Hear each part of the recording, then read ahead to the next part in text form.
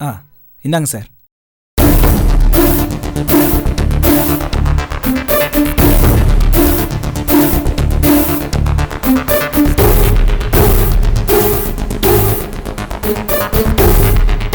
இவன் கொலை செஞ்சிருக்கிற வாய்ப்பில்லை. அப்போ அந்த அசோக் தான்.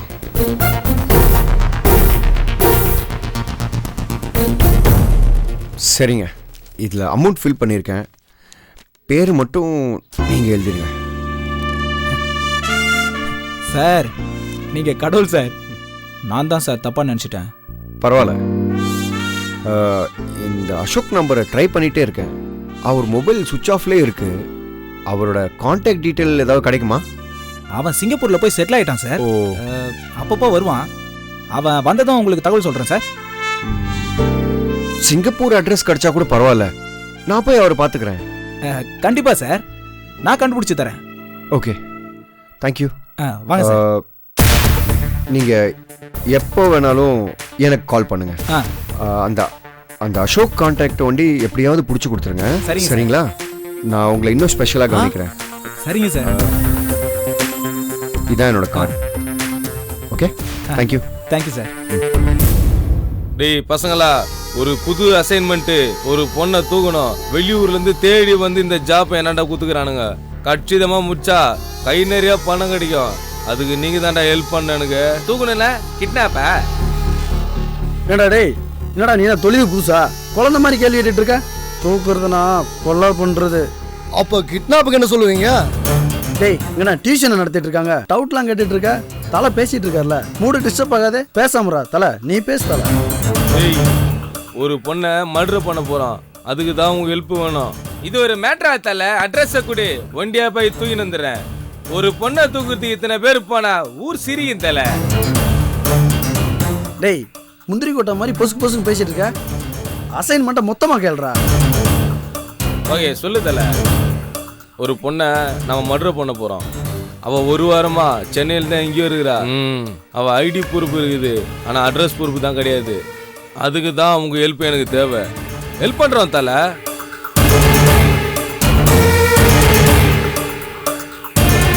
இந்த ஃபோட்டோவில் இருக்கிற பொண்ணை யாராவது எங்கன்னா பார்த்தீங்கன்னா உடனடியாக எனக்கு தகவல் கொடுங்க. தகவல் மட்டும் கொடுத்தா போதும், தூக்குற வேலை நான் பார்த்துக்கிறேன். தல, இந்த பொண்ணை நான் பார்த்துருக்கேன் தல. நானே ஆட்டோவில் சவாரி ஏற்றிருக்கேன். அண்ணா நகர் ஏரியா தான், வீடே தெரியும் தல. சாந்தி காலனியில் ஒரு பங்களாவில் இருக்கா, எனக்கு நல்லா தெரியும் தல. சபாஸ்ரா என் செல்லக்குட்டி, சூப்பர்ரா. தூக்குறா இன்னைக்கு அவளை.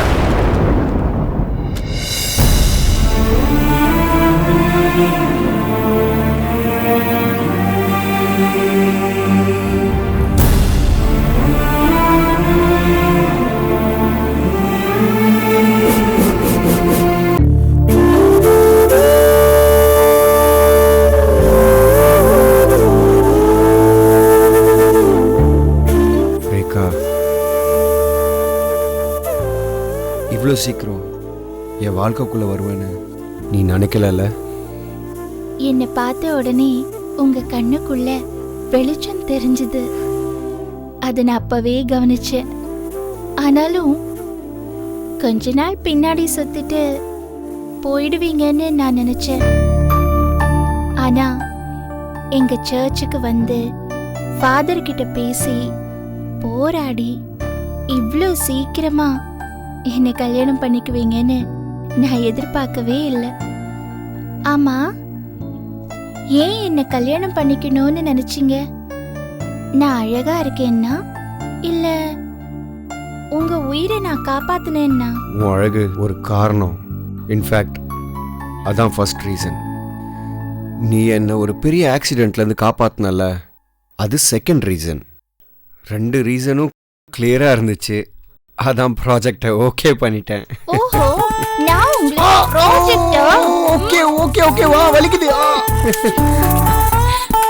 நான் எதுக்காகவும் எப்பவும் கடவுள்கிட்ட எனக்கு அது வேணும் இது வேணும்னு கேட்டதில்லை ரேகா. கோவிலுக்கு போனாலும் கண்ணை மூடி வேண்டிட்டு வந்துடுவேன். ஆனால் கல்யாணம்னு வந்தப்போ மட்டும் கடவுள்கிட்ட போய் நின்றுட்டேன்.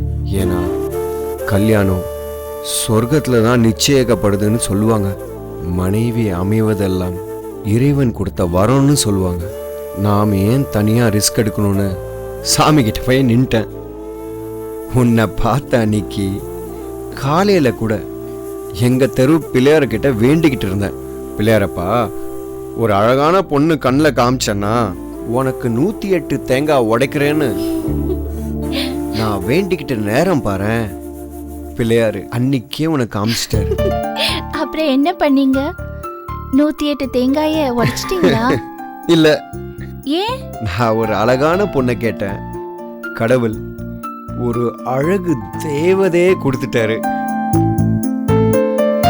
அவருக்கு 108 தேங்காய் உடைச்சா பத்தாது.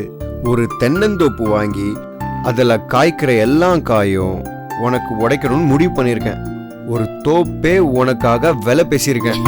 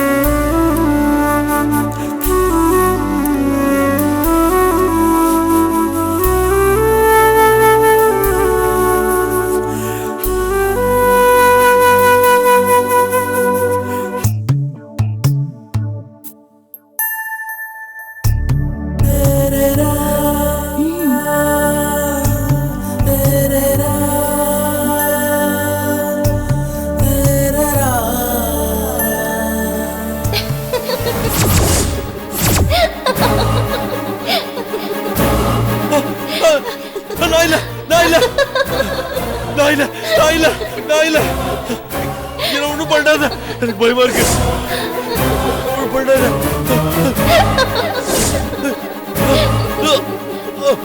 சந்துரு, சந்துரு, சந்துரு, என்னாச்சு? சந்துரு, சந்துரு, சந்துரு, என்னாச்சு? சந்துரு, சந்துரு, சந்துரு, என்னாச்சு? சந்துரு, ஏன் இப்படி பயப்படுற? சந்துரு, என்ன? சந்துரு, இருட்டுல எங்கேயாவது போனியா? எதையாவது பார்த்து பயந்தியா? டாக்டர் கிட்ட போலாமா? கோயிலுக்கு போலாமா? ஏதாவது மந்திரிக்கலாமா? என்னாச்சு சந்துரு? சந்துரு, என்ன ஆச்சு சந்துரு? என்ன ஆச்சு உனக்கு? என்ன?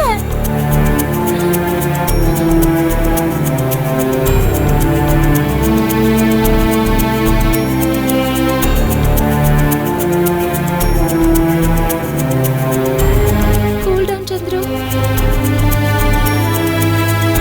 சந்துரு, சந்துரு, ஒண்ணு இல்ல.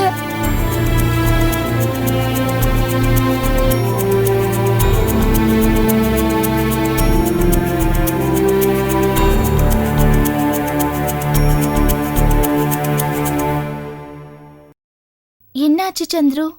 ஏன் பயப்படுற? ஒன்றும் இல்லை கீதா, எனக்கு ஒன்றும் இல்லை.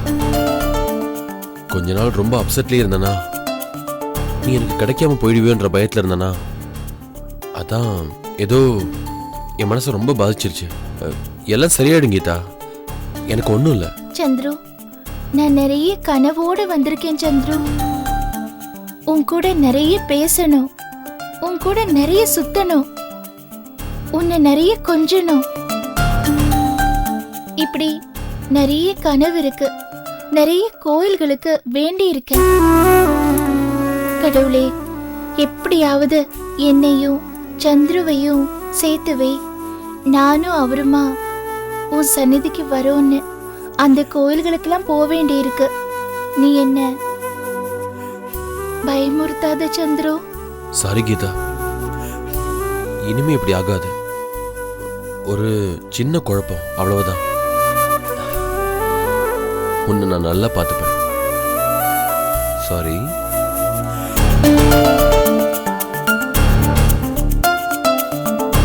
சந்துரு ஏன் இப்படி பிஹேவ் பண்றாரு? ஒன்னும் புரியலையே.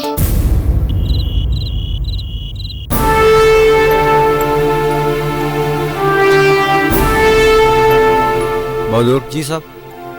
ஜிஎம் நாளைக்கு வராரு. சாப். இந்த செக்கை சிபி இன்டர்நேஷ்னலுக்கும் அந்த செக்கை எஸ்ஆர் பில்டர்ஸ்க்கும் கொடுத்துரு. Okay sir. 2-3 நாளைக்கு நான் கம்பெனிக்கு வர மாட்டேன்னு இன்ஃபார்ம் பண்ணிடுங்க. சின்ன சின்ன விஷயத்துக்கெலாம் எனக்கு கால் பண்ணி டிஸ்டர்ப் பண்ண வேணான்னு சொல்லுங்கள். எந்த முக்கியமான விஷயமா இருந்தாலும் 1 வீக் கழித்து முடிவு பண்ணிக்கலான்னு சொல்லிடுங்க. ஓகேவா? Okay sir.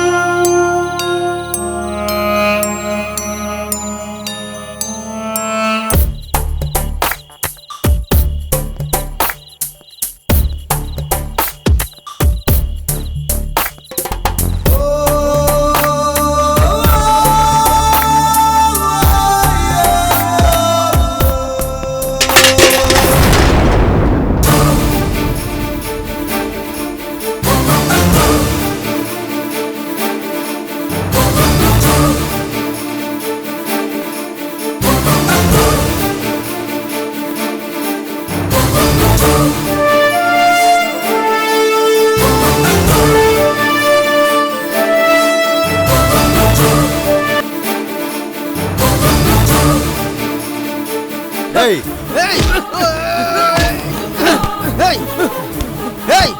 ஏய் யார் ரவுண்ட் அம்சா?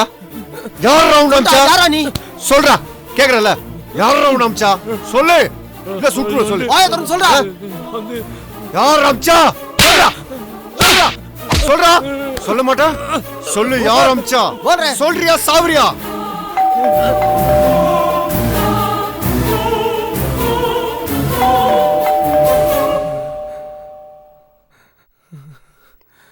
बहादुर साहब असंजा सुट्र. ठीक है साहब.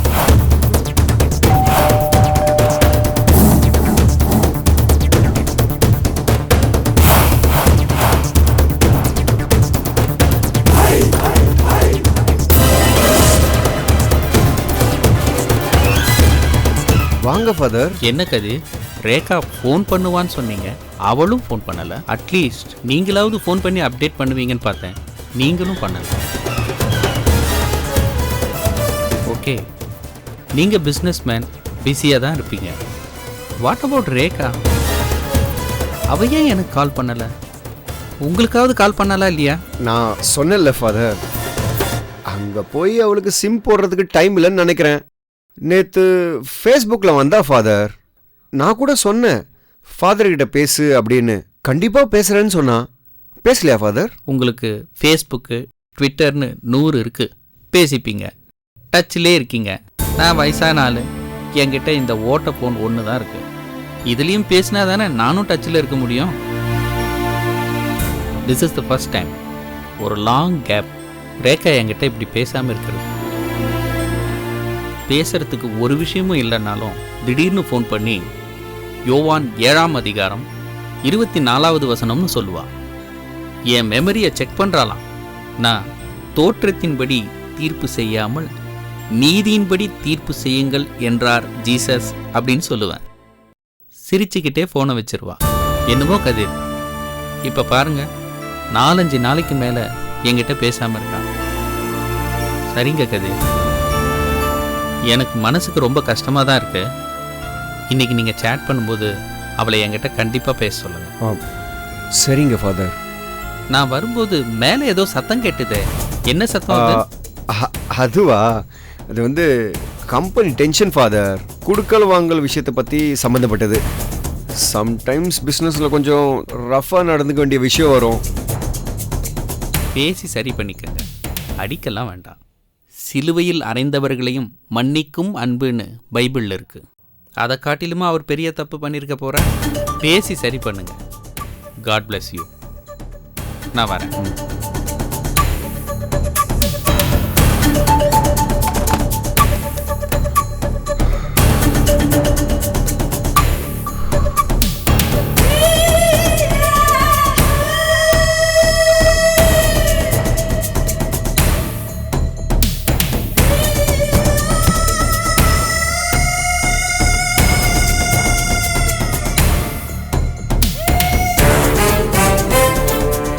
யார் நீ?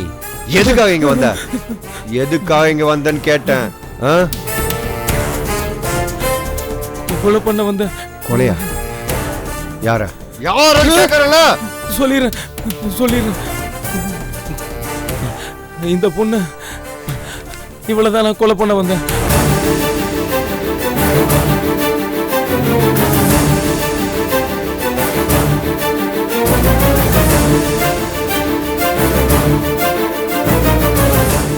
யாரா அது?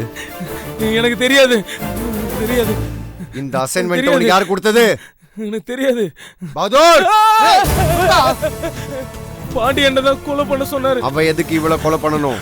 அதெல்லாம் எனக்கு தெரியாது சார். இப்ப அவ எங்க இருக்கான்? பக்கத்து ஊர்ல தான் இருக்காப்ல. போன் பண்ணி கூப்பிடு. போன் கார் பகதூர், பண்றா. போடுறா. பண்றேன்.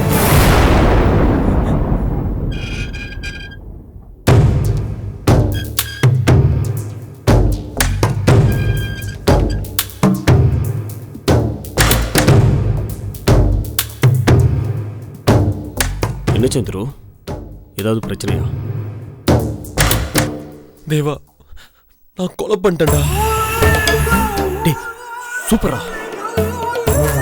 ஆனா நான் கொன்னது கீதாவே இல்லை.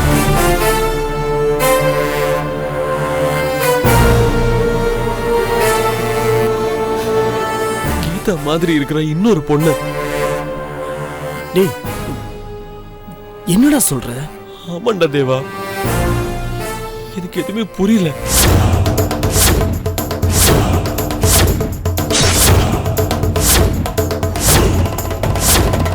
நீ தானே சொன்ன நான் பார்த்தது கீதான்னு. அவ கீதாவா இல்லன்னு கூட உனக்கு தெரியாதா? தேவா, நீ நம்ப மாட்ட. அந்த பொண்ணு நம்ம கீதா மாதிரி இருக்கிற ஒருத்தி தான்.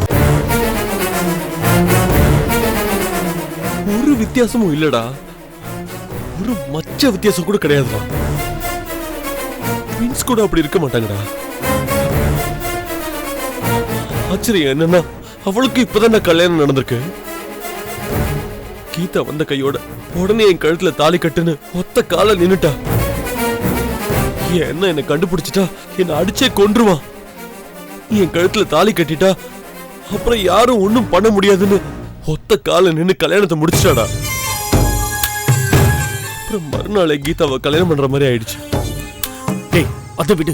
அந்த பொண்ணு செத்துட்டாளா பொழைச்சிட்டாளா? அதான் எனக்கு குழப்பமா இருக்கு தேவா. அந்த வீட்டுல ஒரு சலனமும் இல்ல. அந்த வீட்டுல இருக்கிறவங்க எப்பவும் போல இருக்காங்க. கொலை நடந்ததுக்கான ஒரு அடையாளமும் இல்ல. பொழைச்சதுக்கான அடையாளமும் இல்ல. என்னடா உளறிட்டு இருக்க? ஒருவேளை நீ யாரையும் கொலை பண்ணலையே என்னவோ? ஐயோ தேவா, என் கையாலதான் குத்துனேன் தேவா. ரத்தம் தெரிச்சிச்சு தேவா. அந்த பொண்ணு துடிச்சு மூச்சு அடங்குற வரைக்கும் நான் கத்திய விடல. இந்த கையால நான் கொலை பண்ணிட்டேன் தேவா. கீதா இப்ப முழுசா என் கையில கிடைச்சிட்டா. அவன் என் பொண்டாட்டியாவே ஆயிட்டா. அதுக்காக சந்தோஷப்பட முடியல தேவா. மனசு முழுக்க கொலைதான் நிக்குது. என் கையெல்லாம் ரத்தமா இருக்குது தேவா. டேய், அழாதடா. சொல்றது கேளு, அழாத. சந்துரு, இங்க பாரு. டேய், சட்டப்படி நீ சேஃபா தான் இருக்க. அதுக்காக நீ முதல்ல சந்தோஷப்படு. மத்ததெல்லாம் அப்புறம் பாத்துக்கலாம். சட்டம் தண்டிச்சாதானே தேவா? என் மனசாட்சி போதாதா? என்ன கொல்லுது தேவா. டேய், இங்க பாரு. சின்ன குழந்தை மாதிரி அழாத. நான் சொல்றத கேளு. இங்க பாரு சந்துரு, அங்க என்ன நடந்தது உனக்கும் தெரியாது, எனக்கும் தெரியாது. நீ சொல்றத பார்த்தா அங்க எதுவுமே நடக்கல. நீ தான் உன்னை போட்டு குழப்பிக்கிறேன்னு எனக்கு தோணுது. இதெல்லாம் தெளிவாகிற வரைக்கும் நீ குழப்பிக்காம இரு. நீ யாருக்கும் எந்த கெடுதலும் நினைக்காதவன்டா. உனக்கு எதுவுமே தப்பா நடக்காது, சரியா? சந்துரு, நான் உள்ள இருக்கணும், வெளியில இருக்கணும். ஆனா உனக்கு ஒரு பிரச்சனைன்னா என் உயிரை கொடுத்தாவது சரி பண்ணுவேன். நீ எதுக்கும் கவலைப்படாத, நான் இருக்கேன்.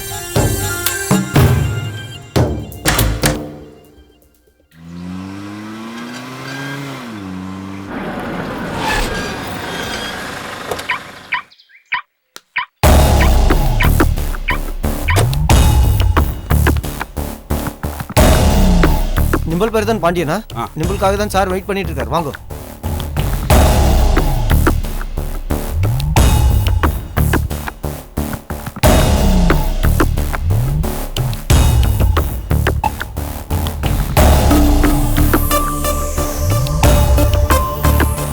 வாங்க. முத்து, ஏய் என்னடா? வாங்க பாண்டியன், அந்த பொண்ணை கொல்றதுக்கு ஏன் ஆள் அமிச்சிங்க? நீ யாரு? போலீஸா? போலீஸ்னா வீட்டில் கூப்பிட்டு விசாரிக்க மாட்டாங்க பாண்டியன். அப்புறம் எதுக்கு என்ன கூட்டு விசாரிக்கிற? யோ, நீ கொலை பண்ண அனுப்பின ஆளு என் வீட்டுக்குள்ள வந்திருக்கான். உன்னை கூப்பிட்டு விசாரிக்காம வேற யாரு கூப்பிட்டு விசாரிக்கணும்? ஆமா, நான் அநீதி எங்க நடந்தாலும் தட்டி கேட்கிற ஆள் இல்ல. ஆனா எனக்கு ஒரு அநீதி நடந்ததுன்னா என்னால பொறுத்துக்க முடியாது. எனக்கு உன் ஆளு ஏன் வீட்டுக்குள்ள வந்தான்னு தெரியணும். இப்ப சொல்லு, இந்த பொண்ணை கொலை பண்ண ஏன் ஆள் அனுப்பின? ஏன்னா அவ என் கூட போறத தங்கச்சி.